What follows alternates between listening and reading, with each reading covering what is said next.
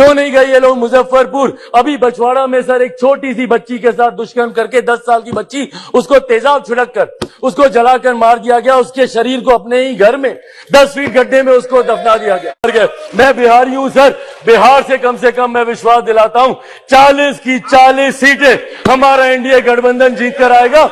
इसमें कहीं कोई कि देश की जनता का विश्वास हमारे प्रधानमंत्री आदरणीय नरेंद्र मोदी जी पर हर चुनाव के साथ बढ़ता जा रहा है। सर, आरोप प्रत्यारोप की राजनीति में मणिपुर के लोग वहां बैठे सुनने का प्रयास कर रहे हैं कि हमारी बेहतरी के लिए आपने क्या किया।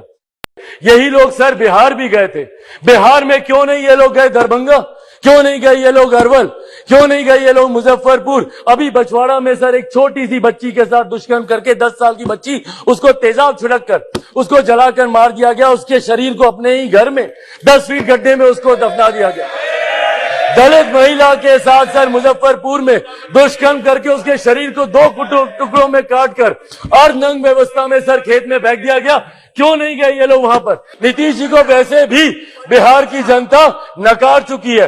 2020 के परिणाम दिखाते हैं, तीसरे नंबर की पार्टी बन गए, आधे से ज्यादा प्रत्याशी उनके चुनाव हार गए। मैं बिहारी हूं सर, बिहार से कम मैं विश्वास दिलाता हूं 40 की 40 सीटें हमारा एनडीए गठबंधन जीत कर आएगा।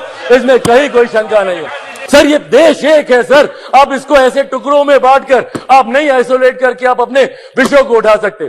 और यही कारण है सर कि देश की जनता का विश्वास हमारे प्रधानमंत्री आदरणीय नरेंद्र मोदी जी पर हर चुनाव के साथ बढ़ता जा रहा है। सर, आरोप प्रत्यारोप की राजनीति में मणिपुर के लोग वहां बैठे सुनने का प्रयास कर रहे हैं कि हमारी बेहतरी के लिए आपने क्या किया। सर, कल गृह मंत्री जी ने इतनी खूबसूरती से तमाम पक्षों को रखा और इतनी विनम्रता से उन्होंने सारी बातों को रखा, पर उसके बावजूद सिर्फ दोषारोपण करना। सर, 90 के दशक में भी मणिपुर में इसी तरीके की परिस्थितियां थी। उस वक्त किसकी सरकार थी सर? कैसा अनोखा अविश्वास प्रस्ताव है जिसमें अविश्वास सरकार के प्रति कम बल्कि विश्वास बढ़ाना अपने इस नए गठबंधन के प्रति ज्यादा प्राथमिकता दी जा रही है। इन लोगों को इस बात को दर्शाना है कि किस तरीके से ये गठबंधन इनके साथ है, जिस गठबंधन को बनाने का ये लोग एक लंबे समय से ये लोग प्रयास कर रहे हैं। सर, इस सदन में आए अविश्वास प्रस्ताव के विरोध में अपनी बातों को रखने के लिए मैं अपनी पार्टी लोक जनशक्ति पार्टी रामविलास की तरफ से सर मैं खड़ा हुआ हूं। सर, इस सदन ने कई अविश्वास प्रस्ताव इससे पहले देखे, पर मुझे लगता है ये अपने में एक ऐसा अनोखा अविश्वास प्रस्ताव है जिसमें अविश्वास सरकार के प्रति कम बल्कि विश्वास बढ़ाना अपने इस नए गठबंधन के प्रति ज्यादा प्राथमिकता दी जा रही है। इन लोगों को इस बात को दर्शाना है कि किस तरीके से ये गठबंधन इनके साथ है, जिस गठबंधन को बनाने का ये लोग एक लंबे समय से ये लोग प्रयास कर रहे हैं। सर, ये अविश्वास प्रस्ताव पे चर्चा हो रही है। सर, यकीनन सरकार की उपलब्धियों को बताना भी जरूरी है, पर उससे पहले जिस उद्देश्य के साथ इस प्रस्ताव को यहां पर लाया गया है मणिपुर को लेकर, उस पे सर मैं जरूर अपनी बातों को यहां पर रखना चाहूंगा। सर, पिछले 3 दिन से बहस चल रही है और इन 3 दिनों में सर सिर्फ दोषारोपण ही किया गया है। सिर्फ यहां पर बातों को दोष लगा कर बताया गया है, किसी ने भी यहां पर समाधान देने का प्रयास नहीं किया। सर, आरोप प्रत्यारोप की राजनीति में मणिपुर के लोग वहां बैठे सुनने का प्रयास कर रहे हैं कि हमारी बेहतरी के लिए आपने क्या किया। सर, कल गृह मंत्री जी ने इतनी खूबसूरती से तमाम पक्षों को रखा और इतनी विनम्रता से उन्होंने सारी बातों को रखा, पर उसके बावजूद सिर्फ दोषारोपण करना। सर, 90 के दशक में भी मणिपुर में इसी तरीके की परिस्थितियां थी। उस वक्त किसकी सरकार थी सर? क्या उस वक्त की सरकार ने मौजूदा सरकार को कोई इनपुट दिया? क्या उस वक्त के सरकार में बैठे लोगों ने कितनी बार इस सदन में चर्चा की? कितनी बार किन लोगों ने उस चर्चा का जवाब दिया? कल तमाम ये बातें आदरणीय गृह मंत्री जी ने रखी। सर, ये लोग गए थे मणिपुर, बहुत अच्छी बात है, जाना चाहिए ये, पर सर ये कलेक्टिव रिस्पॉन्सिबिलिटी होनी चाहिए, सेलेक्टिव रिस्पॉन्सिबिलिटी नहीं। सर, जो लोग मणिपुर गए थे यही लोग सर बिहार भी गए थे। बिहार में क्यों नहीं ये लोग गए दरभंगा? क्यों नहीं गए ये लोग अरवल? क्यों नहीं गए ये लोग मुजफ्फरपुर? अभी बछवाड़ा में सर एक छोटी सी बच्ची के साथ दुष्कर्म करके 10 साल की बच्ची, उसको तेजाब छिड़क कर उसको जलाकर मार दिया गया। उसके शरीर को अपने ही घर में 10 फीट गड्ढे में उसको दफना दिया गया।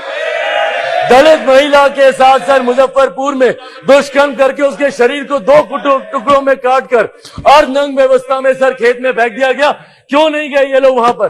अपने गठबंधन को तो मजबूत करने गए, पर क्यों नहीं ऐसे परिवारों से जाकर मिले? तो सर ये सेलेक्टिव रिस्पॉन्सिबिलिटी जब निभाते हैं, सर हकीकत है देश के किसी भी कोने में किसी भी मां बेटी के साथ ऐसी घटना हो रही है तो वो अक्षम्य है, वो निंदनीय है और उसको कोई बर्दाश्त नहीं कर सकता। और उसमें पूरे सदन को सर एकजुट होना होगा।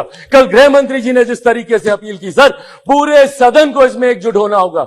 इसमें आप आइसोलेट करके नहीं दे सकते कि जहां आपकी सरकार है वहां की घटनाओं को आप छुपाएंगे और जहां दूसरों की सरकार है वहां की घटनाओं को आप उठाएंगे। आपको चर्चा करनी होगी बंगाल पर, चर्चा करनी होगी आपको बिहार पर, चर्चा करनी होगी आपको राजस्थान पर, चर्चा करनी होगी आपको कर्नाटका पर।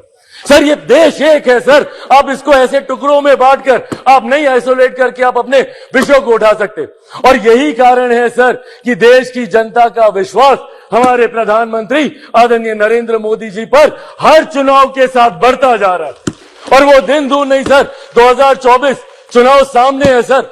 इसी में देख लीजिएगा 2014 से बड़ा जनादेश 18 में यही सारी बातें हो रही थी, यही सारी बातें 18 में की गई थी। 19 में 2014 से बड़ा जनादेश हम लोग को मिला और 24 में इससे बड़ा जनादेश हम लोग लेकर आएंगे।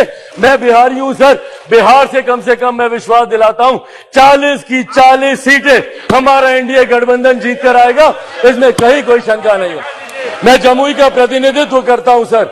मेरे नेता, मेरे पिता आदरणीय रामविलास पासवान जी की कर्म भूमि हाजीपुर रही है सर। बिहार के हर एक जिले में घुमाओ और वो मेरे विश्वास को बढ़ाता है। आज बिहार के युवा, देश भर के युवा सर देश को दुनिया की तीसरी सबसे बड़ी अर्थव्यवस्था बनते हुए देखना चाहते हैं। 2047 में हमारे देश को एक विकसित देश के तौर पर देखना चाहते हैं और इस सपने को कोई पूरा कर सकता है तो वो सिर्फ और सिर्फ हमारे आज के प्रधानमंत्री आदरणीय नरेंद्र मोदी जी पूरा कर सकते हैं।